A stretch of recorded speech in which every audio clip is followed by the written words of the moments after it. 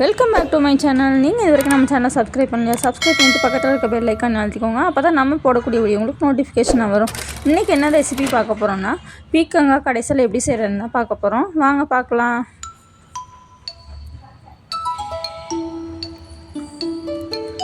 Stove on பண்ணி கடாய் அடுப்பில் வச்சுக்கோங்க. கடாய் நல்லா ஹீட் ஆனதுக்கப்புறமா ஒரு 3 ஸ்பூன் அளவுக்கு எண்ணெய் ஊற்றிக்கோங்க. எண்ணெய் காஞ்சதுக்கப்புறமா கடுகு கொஞ்சமாக ஜீரகமும் சேர்த்துக்கோங்க. கடுகு பொரிஞ்சதுக்கப்புறமா 4 பல் பூண்டு கொஞ்சமாக கருவேப்பிலை சேர்த்துக்கோங்க. பெரிய வெங்காயம் ஒன்று நல்லா பொடியை நறுக்கி சேர்த்துக்கோங்க. வெங்காயம் நல்லா வணங்கினதுக்கப்புறமா பொடியாக நறுக்குனா 2 தக்காளியை சேர்த்துக்கோங்க.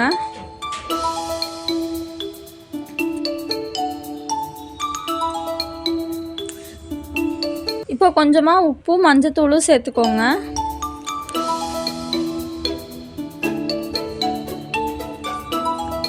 தக்காளி நல்லா வணங்கினதுக்கப்புறமா நம்ம பொடியாக தோல் சீவி நறுக்கி எடுத்து வச்சுருக்கக்கூடிய பீக்கங்காவும் அதில் சேர்த்துக்கலாம்.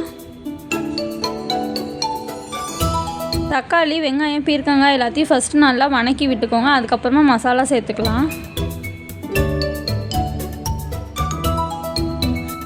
பீக்கங்காய் நம்ம வணக்கினாலே அரை வேக்காடு வெந்துடணும், அந்த அளவுக்கு வணக்கி எடுத்துக்கணும். இப்போது இதில் அரை ஸ்பூன் மிளகாத்தூளும் 1/4 ஸ்பூன் சாம்பார் தூளும் சேர்த்துக்கலாம். இப்போ இதையும் ஒரு 2-3 நிமிஷம் வணங்க விடுங்க.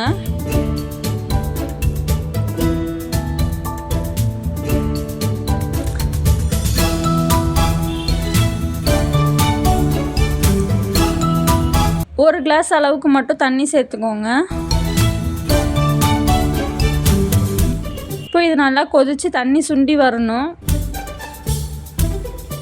இடையில ஓப்பன் பண்ணி கிளறி விடுங்க, இல்லைன்னா அடி பிடிச்சிக்கும். இப்போ இந்த அளவுக்கு தண்ணி சுண்டி வந்திருக்குது. பீக்கங்காய் வந்து பார்த்தோம்னா நல்லா குழைய வெந்து வந்துருச்சுங்க.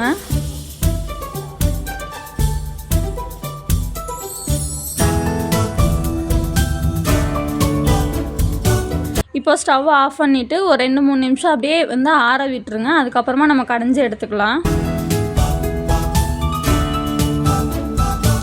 இப்போ ஆறினதுக்கப்புறமா நம்ம பீக்கங்காயை கடைஞ்சி எடுத்துக்கலாம்.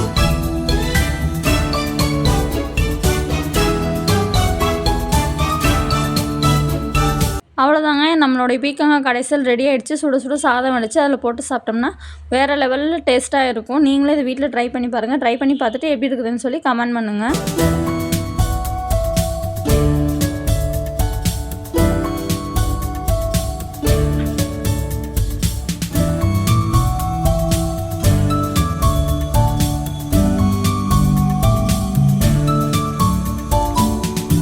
இந்த வீடியோ உங்களுக்கு பிடிச்சிருந்ததுன்னா லைக் பண்ணுங்கள், ஷேர் பண்ணுங்கள். மறக்காமல் நம்ம சேனலை சப்ஸ்கிரைப் பண்ணிவிட்டு அப்படியே பக்கத்தில் இருக்க பெல் ஐக்கானை அழுத்திக்கோங்க. அப்போ தான் அடுத்தடுத்து நம்ம போடக்கூடிய வீடியோ உங்களுக்கு நோட்டிஃபிகேஷனாக வரும். தேங்க்யூ ஃபார் வாட்சிங். பாய்.